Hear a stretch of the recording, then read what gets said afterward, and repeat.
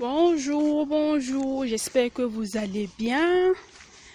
Voilà, je suis au parc. Et je vais profiter m'entretenir avec vous sur le sujet dont je voulais parler la semaine passée, à propos de la situation de mon ami qui me désole. Voilà, donc comme vous pouvez l'entendre, c'est l'eau qui coule au parc. Donc, je suis venue pour profiter de la verdure et aussi profiter en même temps, discuter avec vous concernant ce sujet-là qui me tient à cœur parce que les filles, il faut vraiment que ça change.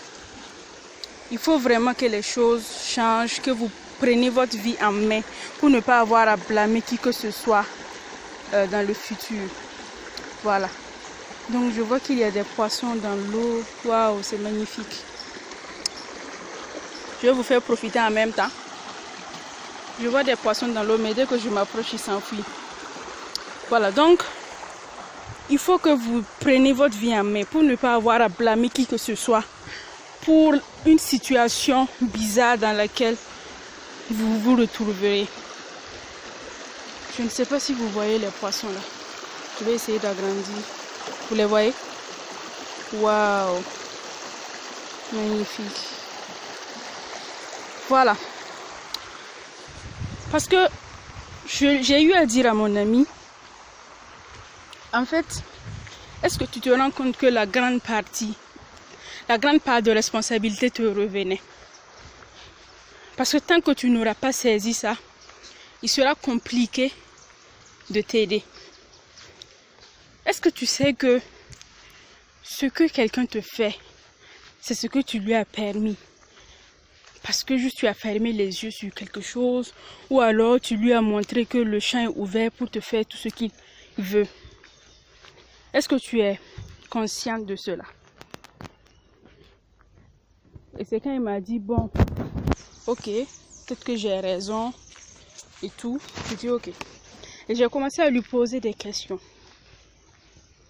Et là, j'ai compris que elle parlait de son petit ami avec qui ils ont fait 3 ans.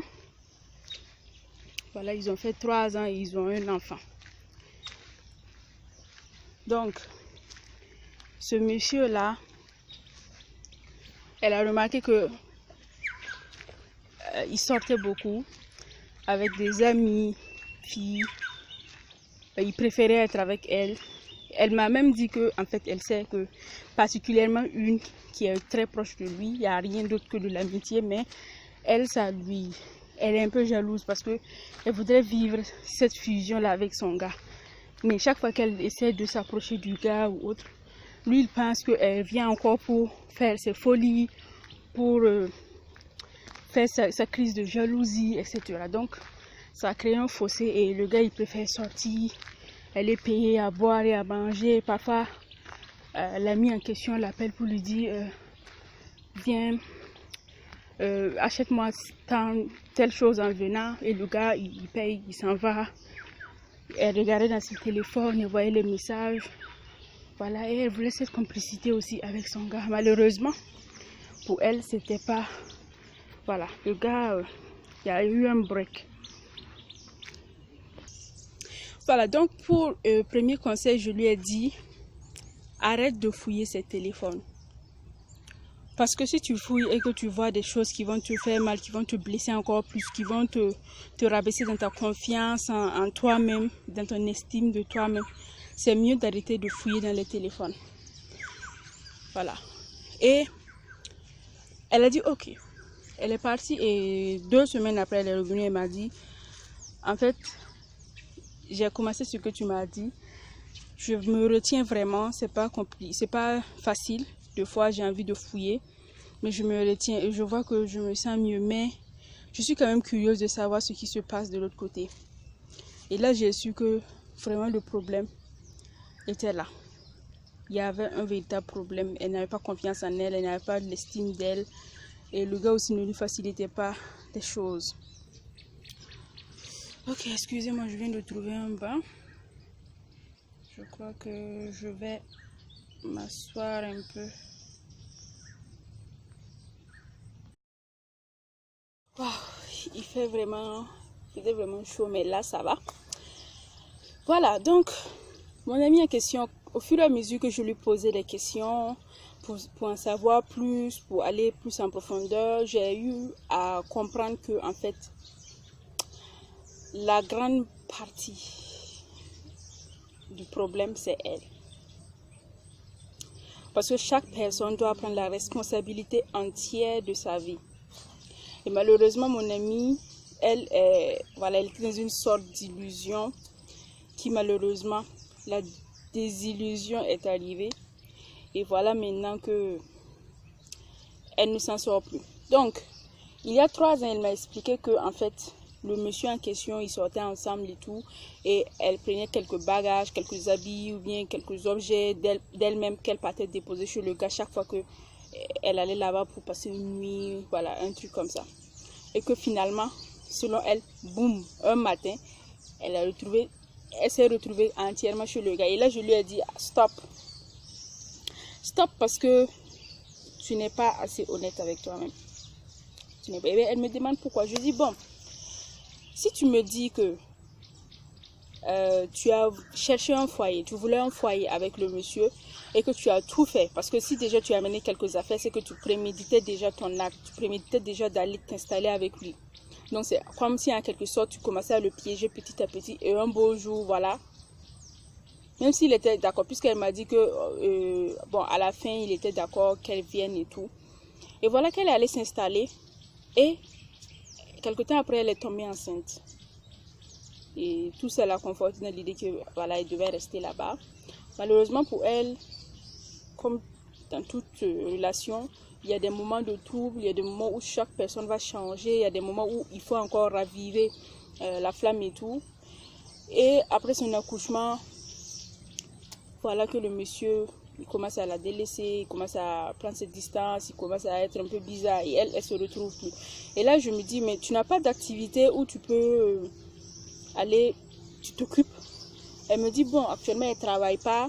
Bon, le monsieur aussi ne travaille pas, mais bon, il a quelques petits revenus qui leur permettent de vivre. Je dis, mais là même, tu as fait une erreur. Quelqu'un déjà qui ne travaillait pas, qui se débrouillait, voilà, il n'a pas d'entrée d'argent comme ça. Et tu te lèves, tu fais tout pour aller t'installer avec lui. Qu'est-ce que tu pensais en fait? Donc, tu as été déjà naïve, et voilà, tu as été ignorante et tout. Donc, est-ce que je lui ai demandé, est-ce que tu comprends un peu la situation que j'essaie de te faire voir? Tu vois ta responsabilité dans la situation dans laquelle tu es actuellement? Elle me dit oui, elle voit. Je dis ok, ça c'est déjà un grand point. Donc, tu veux sortir de cette situation, mais tu ne sais pas comment. Moi, je ne fais pas de magie, je ne vais pas, voilà, je vais juste te donner quelques conseils ou astuces comme tu veux pour que tu puisses au moins sortir de ça. Et elle me dit que le gars, il prévoit d'ici la fin de l'année de faire des fiançailles et tout. Et qu'actuellement, ils se disputent, ils ne se parlent même plus assez. Donc, je lui ai dit, mais est-ce que ça va? Déjà, vous avez des problèmes à régler. Vous n'avez pas encore fini de régler ces problèmes-là. Et vous voulez aller officialiser la relation. Donc, tu crois, parce que c'est toi, tu crois que en officialisant la relation, en te fiançant ou en te mariant, les choses vont changer, le mec va changer ou bien la situation va changer par mal. Je dis, tant que vous n'allez pas régler ce problème qui est là, même si vous voulez marier vous à la mairie, à l'église, la situation sera toujours la même ou ça sera pire.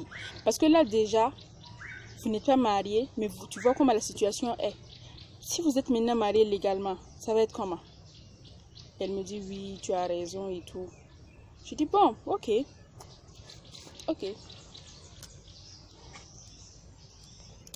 Moi, je te conseillerais de rattraper la situation en cherchant un travail. Elle m'a dit qu'elle vient de... Elle va faire le Master 2.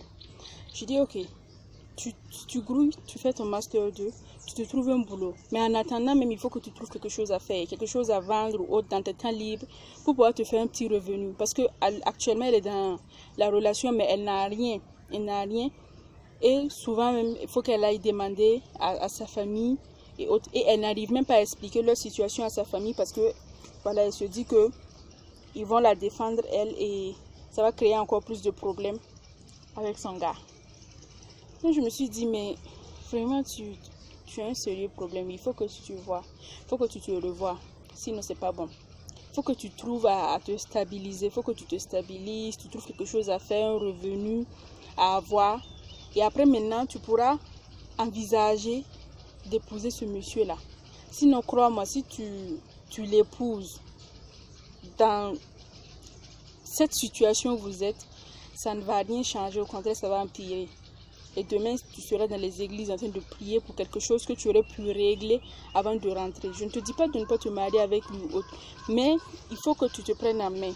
Même si tu vas te marier avec lui, il faut que tu te prennes en main, que tu aies quelque chose, que tu fasses quelque chose de ta vie. Voilà, avant d'être... Parce que avant ou après avoir été la femme de quelqu'un, il faut que tu aies aussi une vie. Voilà, il faut que tu aies une vie. C'est très important. Donc moi, c'est le conseil que je lui ai donné. Elle m'a dit, ok, elle va essayer de voir ça, ce côté-là, et s'y mettre sérieusement parce qu'elle veut vraiment quitter cette situation. Je lui ai dit, si tu te mets à te chercher, à chercher à faire quelque chose, à avoir quelque chose, ce monsieur-là, il ne pourra que soit te respecter et la situation va s'arranger, soit il va voir carrément que tu n'es plus de son... Il n'est plus de ton standing, ça ne colle pas. Et il va s'en aller, tu vas rencontrer quelqu'un d'autre qui va faire ton bonheur. Voilà. Elle m'a dit, ok, elle a compris. Je dis, mais si tu restes dans cette situation, ben, je suis désolée, mais ça ne va pas changer. Et j'ai même pris l'exemple d'une autre amie à moi qui s'est retrouvée enceinte comme ça, mais qui n'a pas baissé les bras, qui s'est battue aujourd'hui. Elle est indépendante, elle est bien. Ici, aujourd'hui, elle décide de marier le père de son enfant. En fait, elle serait épanouie, tranquille, quoi. Mais quand tu n'apportes rien, tu n'as rien, tu es à la charge du gars, et le gars même, il n'a pas de travail, il n'a même pas de revenu fixe, ça veut dire qu'il est aigri, parce qu'il y a toi qui es là, il y a lui qui est là, il y a le gosse qui est là, il est pris, et encore, tu t'en vas, tu fouilles dans ses téléphones et autres, il y a tellement de stress autour de votre relation, tellement de stress. C'est vraiment compliqué de se mettre dans des situations comme ça. Ça peut arriver, mais il faut trouver des alternatives pour sortir de là au lieu de continuer à s'enfoncer. Parce que vraiment, j'imagine vraiment le stress, votre stress. Si l'enfant tombe malade, etc., payer le loyer, etc. C'est vraiment un stress pour le gars et aussi un stress pour toi parce que tu n'as pas de revenu, tu n'as rien à faire de tes temps libres. Voilà, c'est pour ça que tu fouilles tes téléphones. Sinon, si tu avais quelque chose à faire, tu n'irais pas fouiller ce téléphone. Donc voilà, c'est le conseil que j'ai eu à lui donner. Si vous voyez d'autres failles ou que vous voulez apporter une autre solution, vous pouvez les laisser dans les commentaires. Je me ferai un plaisir de lire et j'espère qu'elle va aussi venir lire et ça va l'aider beaucoup. Et pour toutes ces personnes qui sont dans des situations similaires là, je vous demande vraiment de vous reprendre. C'est pas parce que vous avez un enfant avec quelqu'un que vous ne pouvez pas vous reprendre. C'est pas parce que vous avez un enfant que votre vie s'arrête. Vous pouvez vous reprendre, vous battre. Il y a plusieurs exemples. Donc, je vous exhorte vraiment à faire cela et à très bientôt. Au revoir.